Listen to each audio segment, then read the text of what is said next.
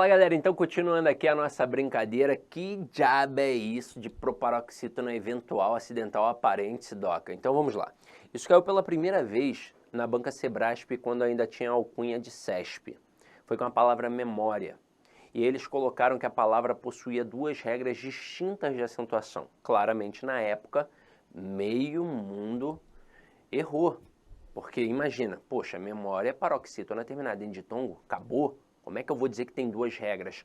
Só que isso antes foi só pelo Sebrasp. Hoje, qualquer banca já pode cobrar isso porque isso está registrado nos dicionários. Talvez você já tenha visto no dicionário e não tenha entendido. Porque nos dicionários eles não colocam um hífenzinho, eles colocam um ponto. E aí eles fazem assim, ó. Ponto, ponto, ponto e aqui dois pontos. E aí você fica, meu Deus, o que é isso? O que são esses dois pontos? É para mostrar que esta palavra tem duas regras distintas de acentuação, que ela pode ser uma paroxítona terminada em ditongo ou que ela pode ser uma proparoxítona eventual acidental ou aparente. Então, dessa forma, a gente já viu como é que é.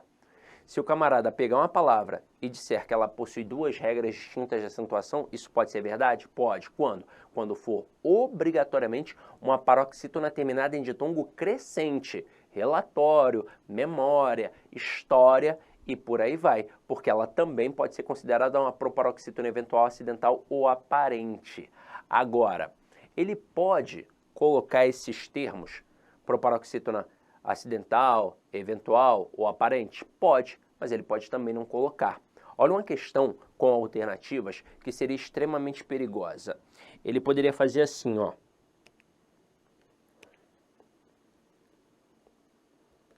Assim, ó, deixa eu colocar aqui, ó.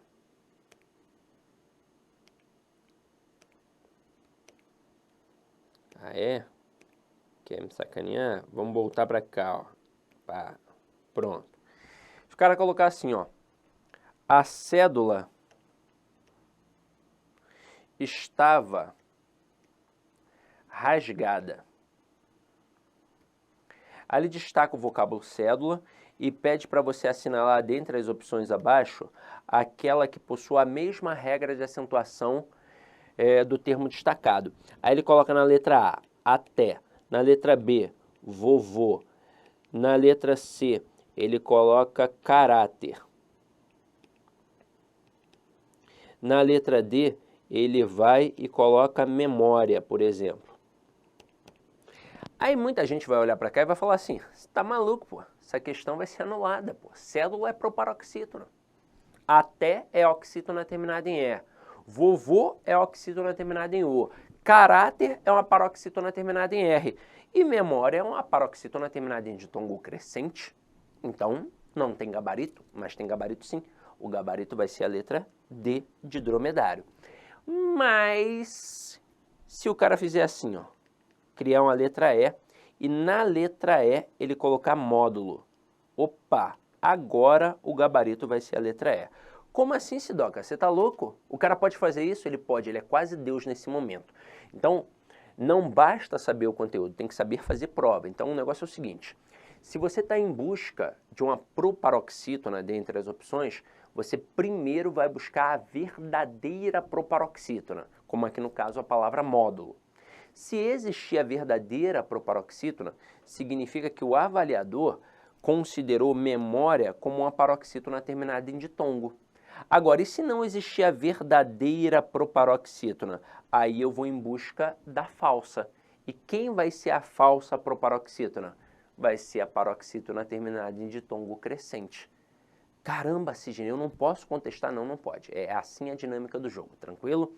Então, essa parte a gente dominou. Vamos para uma segunda regra básica, é a regra do hiato. Então acompanha aqui comigo, ó.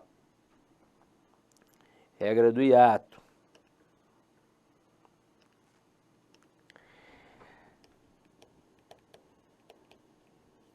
Lembra que eu disse agora há pouco a vocês que o hiato é uma lacuna, é um isolamento? É, então é um afastamento. E aí pensa comigo, quem é que eu vou afastar da minha vida? Quem é verdadeiro comigo ou quem é falso? Quem é falso. É por isso que os professores lá no passado gostavam de falar isso, porque eles gostavam de macetear. Professor da antiga, meus professores, só macaco velho, tudo maceteiro, ensinavam, obviamente, a teoria, a base, e davam sempre um macetinho para a gente ir aprendendo de forma mais dinâmica. Não só macete. Só macete não adianta. Era a teoria, a base para entender, e um macetinho. Ó, se precisar de um macetinho, você usa. Mas você tem que entender o porquê do macete. Cara, que era sensacional.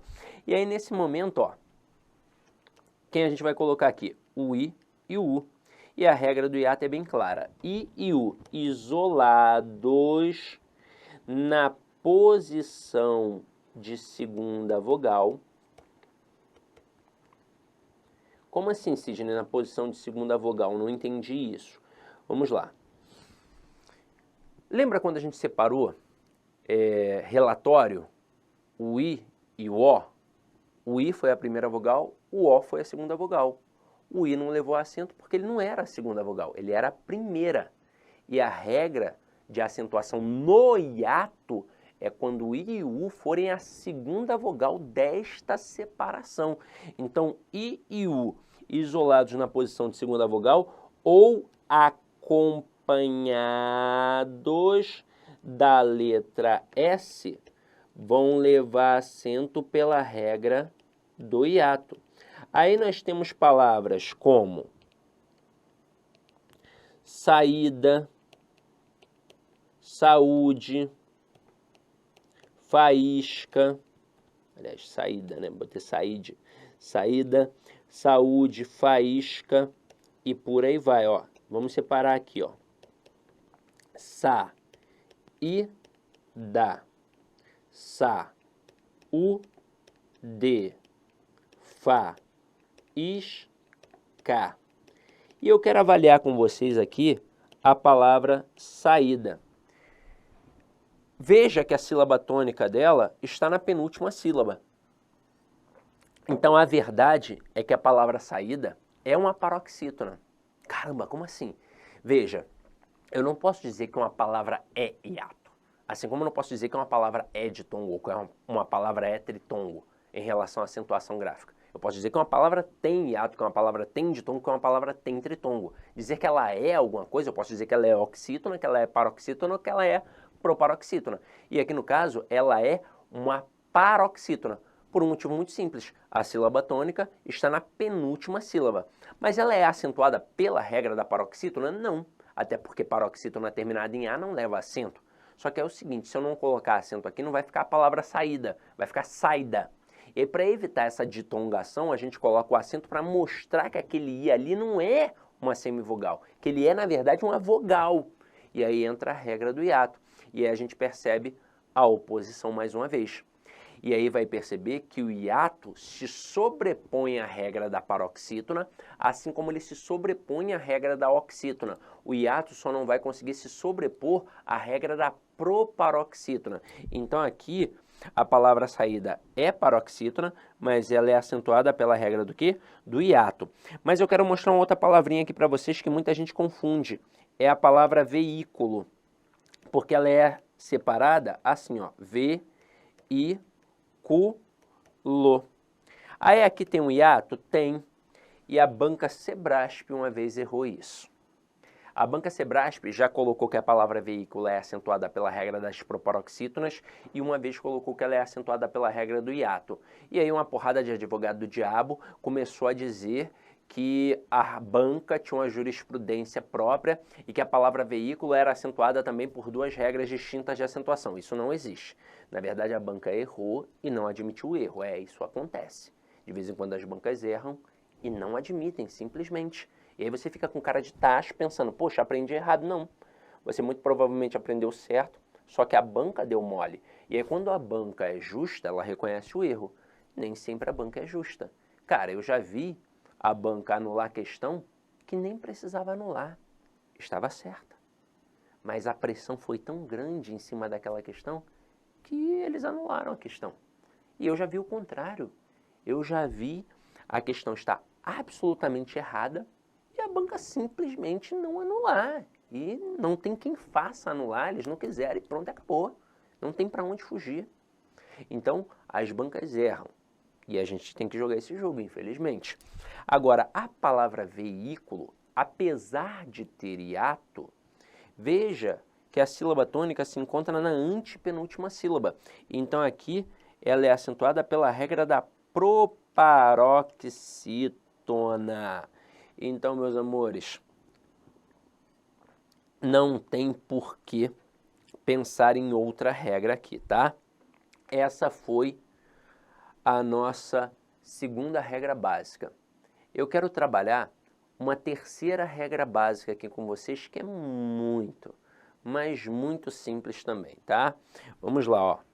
Terceira regra básica é a dos monossílabos tônicos, tá?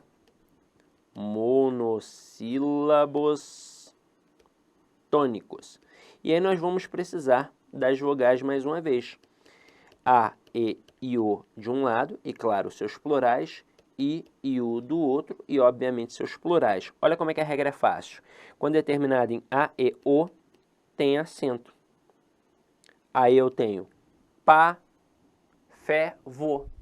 Agora, quando é terminado em I, U, não tem acento. Por isso que o pi da matemática não tem acento. Lembra quando fizeram aquele filme As Aventuras de Pi? Não tem acento. E quando alguém fica puto contigo que manda você, também não tem acento, porque monossílabo tônico terminado em U não leva acento. Agora vamos para a nossa quarta regra básica. Aqui, ó. Quarta regra básica. É em relação aos verbos ter e vir e os seus derivados, como manter, entreter, provir, intervir. Eles vão apresentar, no plural, um acento circunflexo, que é uma das marcas de pluralização na língua portuguesa. Aí agora, nesse momento, a gente vai mencionar algo que já é dito pela gramática há muito tempo, pela reforma ortográfica que teve, que passou a ser válida em 2016, começou lá há muito tempo. Em 2009 já estava ali, não sei o que, coisa e tal, em 2016 virou lei, e aí mudou mesmo de vez em tudo, e aí hoje em dia a galera ainda fala assim, caraca, não, depois dessa reforma ortográfica parece que eu desaprendi tudo, caraca, só mudou o acento, e um ou outro negócio de hífen, e se você não sabe é porque você não sabia, e pronto, acabou, não mudou nada demais. Agora, vem aqui comigo, olha uma parada que mudou. Antigamente, quando a gente pegava esses verbos que tinham acento circunflexo, na conjugação deles, como crer, ler, de e ver, na terceira pessoa do singular, na hora que a gente colocava na terceira pessoa do plural, a gente duplicava o e mantinha o acento. Ficava assim, ó. Creem, leem, deem e veem. Mas aí a reforma ortográfica veio e percebeu que a grafia era diferente e que a pronúncia era diferente. Eu digo ele crê e eu digo eles creem. E detalhe, eles perceberam que qualquer um falaria eles creem com ou sem acento. Então, caramba, é um acento desnecessário. Aí a reforma foi e tirou o acento. Então, hoje em dia, não tem mais o acento circunflexo em palavras com letras duplicadas. Porque tem gente que fala assim para mim, então não tem mais acento circunflexo? Calma, cara, claro que tem. Não tem mais o acento circunflexo nas palavras com letras duplicadas, como creem, leem, deem, veem, voam, enjoam, então não tem mais.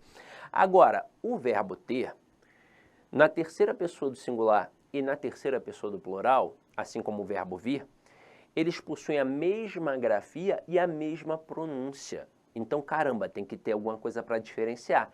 E no caso vai ser o acento circunflexo. Então, veja, eu coloco ele tem medo